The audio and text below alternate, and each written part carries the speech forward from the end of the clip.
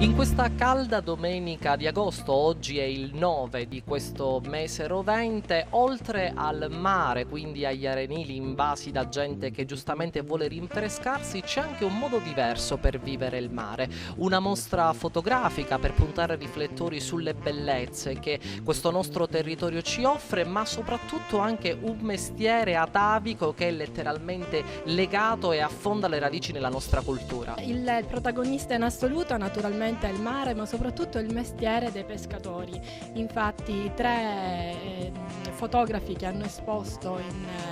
alla mostra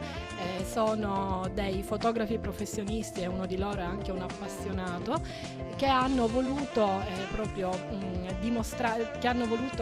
realizzare un reportage sul lavoro pesante naturalmente di quello che è pescatori. Tre sono gli autori che stanno esponendo qui a Porto Empedocle, uno è Alberto Cecchini San Benedetto del Tronto, un fotogiornalista del Messaggero, il quale ci ha presentato il suo Caro Pesca. L'unica mostra fatta in bianco e nero, mentre le due mostre presentate a colori sono di Marco Scintilla, fotografo per passione, poliziotto naturalmente di mestiere, il quale ci ha presentato il suo diario di bordo, e Vito Finocchiaro, il presidente della regione Sicilia del FIOF, il quale ci ha presentato i suoi figli del Mediterraneo. I ragazzi si sono imbarcati alle 3 di notte sul peschereccio Scià di Porto Empedocle dei fratelli Spampinato, i quali molto cordialmente si sono imbarcati con i fotografi e hanno voluto anche loro partecipare ad un evento secondo me unico, perché oggi come oggi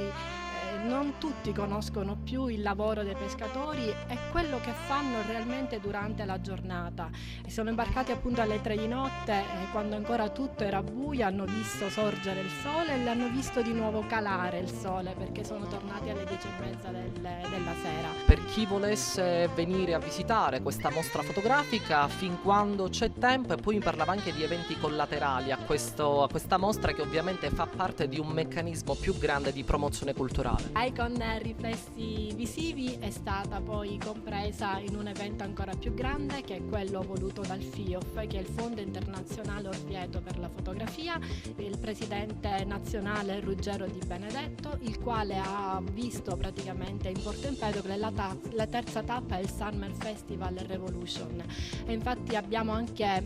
qui a Porto Empedocle l'esposizione di altre mostre fotografiche di altri autori naturalmente, che sono